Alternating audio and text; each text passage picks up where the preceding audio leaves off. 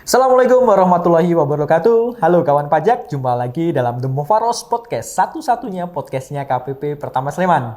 Nah, pada podcast kali ini kita akan membahas sesuatu yang baru yaitu e-faktur 3.0. Tapi sebelum kita mulai podcast pada hari ini, jangan lupa untuk cuci tangan terlebih dahulu dan klik tombol like, subscribe, dan share terlebih dahulu.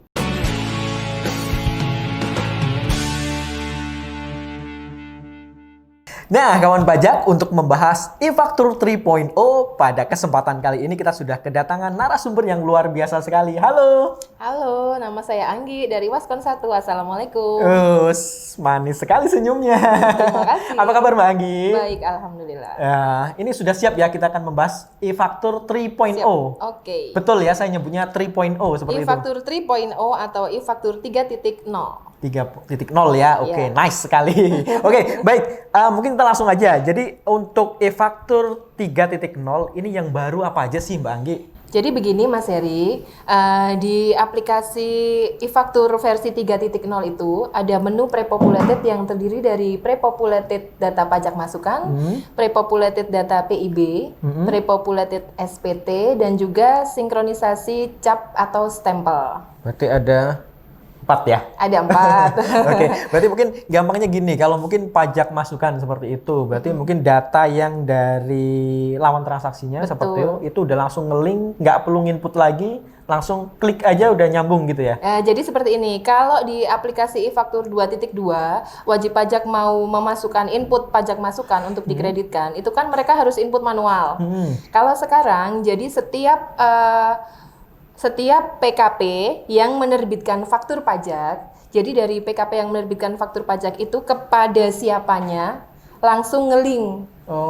Jadi setiap kali PKP penerbit dia approval sukses untuk faktur pajaknya, maka yang pembelinya akan langsung masuk ke data pre-populated pajak masukannya. Wah, ini nice sekali. Betul sekali. Sangat memudahkan bagi kawan pajak yang tiap bulan ya kan, e-faktur setiap bulan seperti itu. Setiap ya. bulan memudahkan wajib pajak dalam input pajak masukannya. Nah, terus ini mulai kapan sih Mbak Anggi? Mungkin kawan pajak ini kan, ini kalau bisa segera gitu loh. Nah, ini mulai kapan berlakunya? Jadi sebenarnya e-faktur versi 3.0 ini sudah berlaku mulai Februari 2020. Oh, sudah? Iya, tapi jangan khawatir. Maksudnya mulai Februari 2020 itu dimulai secara bertahap. Jadi dari wajib pajak yang terdaftar di KPP wajib pajak besar, kemudian bertahap ke Kanwil dan KPP di regional. Nah, untuk KPP Pratama Sleman ini mulai 1 September kemarin sudah ada 5 wajib pajak piloting yang ditunjuk oleh KPP Pratama Sleman untuk menggunakan aplikasi versi 3.0. Baru 5 berarti ya? Baru Terus 5. PKP yang lain gimana Mbak Anggi? PKP yang lain secara nasional wajib menggunakan versi 3.0 mulai 1 Oktober 2020. 1 Oktober ya? 1 Oktober 2020. Jadi untuk wajib pajak yang piloting, 5 wajib pajak itu, mereka wajib menggunakan versi 3.0 mulai 1 September 2020. Yang mana 1 September 2020 itu menggunakan versi 3.0, kemudian masa Agustus 2020 mereka sudah melaporkannya via e-faktur web base. Oke, berarti ada lagi ya. Kita untuk yang wajib pajak yang umum deh, yang PKP lainnya untuk itu gimana deh? PKP mungkin? lainnya yang serentak secara nasional ini mulai 1 Oktober 2020 menggunakan versi 3.0, sedangkan pelaporan masa September 2020-nya menggunakan e-faktur web base.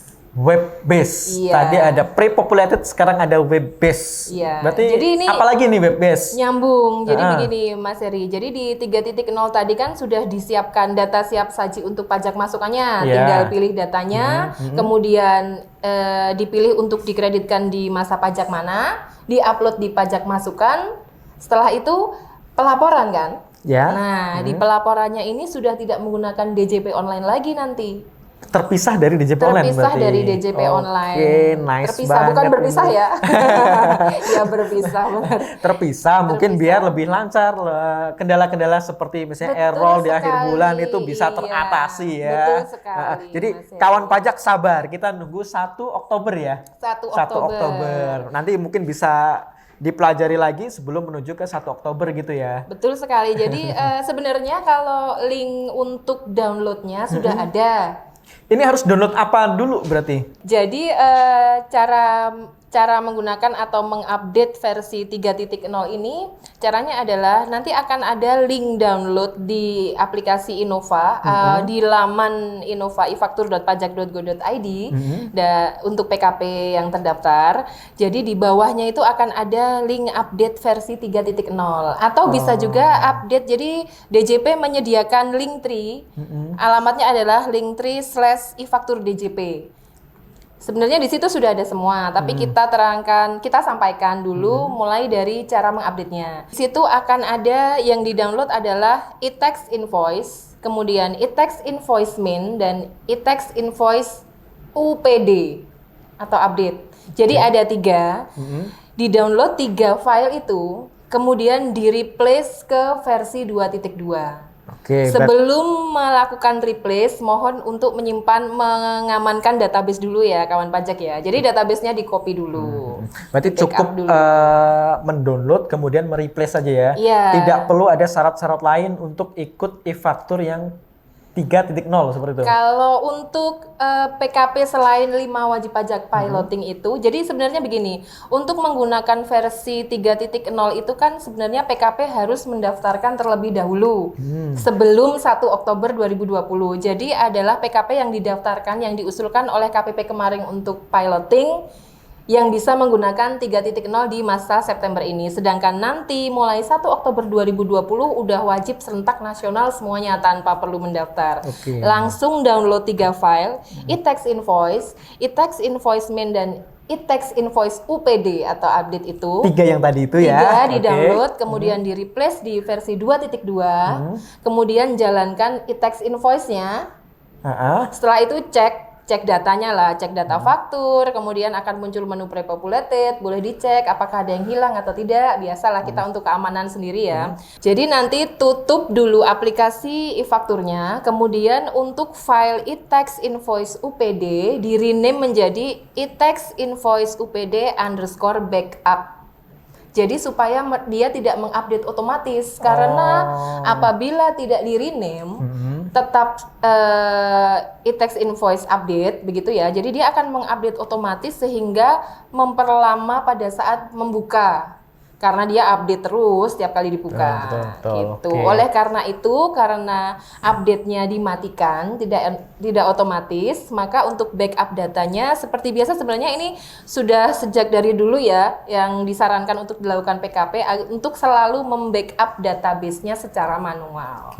Udah selesai itu berarti ya? Selesai. Habis itu tinggal digunakan. Masih kurang 1 Mbak biasanya. Apalagi? Setelah selesai cuci tangan lagi, baru kita makan gitu ya Mbak. Cuci tangan, jaga kesehatan. Tetap jaga kesehatan gitu. E-fakturnya nanti kalau tadi penjelasannya masih bingung, kita juga ada Linktree dari KPP Petalan Sleman, nanti bisa konsultasi langsung dengan AR-nya di wilayah masing-masing seperti itu. Betul sekali, juga ada konsultasi WA helpdesk atau bisa datang langsung juga. Ini masternya helpdesk ya di sini. Enggak juga, banyak masternya, master. Berarti nanti kalau misalkan WA konsultasi kita masih bingung, tetap bisa datang ya ke kantor KPP Sleman. Dan jangan lupa juga kalau datang ke kantor KPP Sleman, kita ada antrian online ya seperti itu Mbak Anggi. Betul sekali, namanya aplikasi Kunjung Pajak. Sudah pernah menggunakan atau sudah Kunjung pernah? Pajak, saya tiap ke kantor kan berkunjung ke kantor Mbak, seperti itu. Jadi kantor pajak nanti kita kasih linknya untuk Linktree untuk berkonsultasi dengan AR wilayahnya dan juga untuk antrian ya. Kita taruh di deskripsi kita. Satu lagi Mas. Satu lagi, apa lagi nih? Linktree untuk e-faktur DJP. Oh iya, ada satu lagi tadi ya, khusus e-faktur. Iya, betul sekali. Jadi khusus e-faktur ada Linktree-nya tersendiri. Di situ ada untuk download filenya, kemudian cara menginstalnya, kemudian ada kendala-kendala error-error yang umum. Di situ ada solusinya juga. Ada solusinya. Pokoknya kalau kendala yang seperti ini, solusinya seperti ini. Seperti itu ya. Sekali. Solusinya ke Mbak Anggi aja lah. Oke Mbak Anggi, apalagi kira-kira yang baru dari e-faktur 3.0 ini? Jadi tadi kan setelah kita sudah input faktur, terus kemudian memilih pajak masukan yang sudah disajikan datanya untuk diupload dan dikreditkan di masa pajak itu. Kemudian kita kan harus melaporkan SPT masa PPN-nya nih. Nah, setelah pakai e-faktur 3.0, kita tidak lagi melaporkannya di DJP online, tapi dilaporkan di e-faktur web-based. Web-based yang tadi itu. Iya, alamatnya e-faktur web-based, tinggal diketik aja, nanti akan muncul e-faktur web-based.pajak.go.id kan. Kemudian loginnya seperti login Innova, username sama password Innovanya masuk. Nanti di situ akan seperti e-Bupot. Seperti Ibu Bupot. Jadi begini kawan pajak. Ya, jadi Ada lagi nih yang punya kalau e-Bupot. soalnya karena PKP itu kan dia wajib e-Bupot ya, pasti betul. wajib e-Bupot. Jadi pasti Berarti kan sudah hafal lah, kawan sudah pajak sedikit ya. familiar karena e-Bupot juga baru kan. Iya. Jadi nanti di e-faktur web-based itu datanya ada pre-populated SPT namanya. Jadi di situ data faktur pajak keluaran dan faktur pajak masukan yang sudah di-upload, approval sukses di aplikasi versi 3.0 akan muncul semua daftarnya. Kemudian dari daftar tersebut langsung bisa diposting.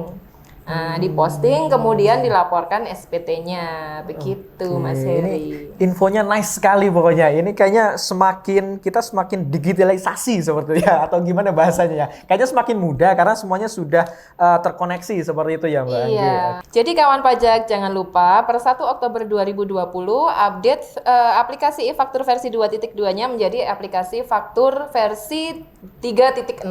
Jangan lupa ya kan pajak. Oke, baik kawan pajak, rasanya cukup ya informasinya untuk e-faktur 3.0 pada kali ini ya. Untuk mengenalkan dulu, nanti untuk detailnya nanti bisa ke kantor melalui helpdesk atau mungkin berkonsultasi di WhatsApp dengan AR-nya seperti itu ya Mbak Anggi. Bisa, banyak linknya macam-macam. Betul sekali. Terima kasih sekali Mbak Anggi pada kesempatan kali ini Mas sudah menjelaskan informasi yang sangat nice sekali. Oke. Jangan lupa untuk mengikuti podcast kami yang lain, podcast kami selanjutnya, dan juga podcast kami yang lama, karena di situ juga banyak informasi seputar update dari dunia perpajakan. Demikian, sampai berjumpa lagi dan pajak kuat Indonesia maju.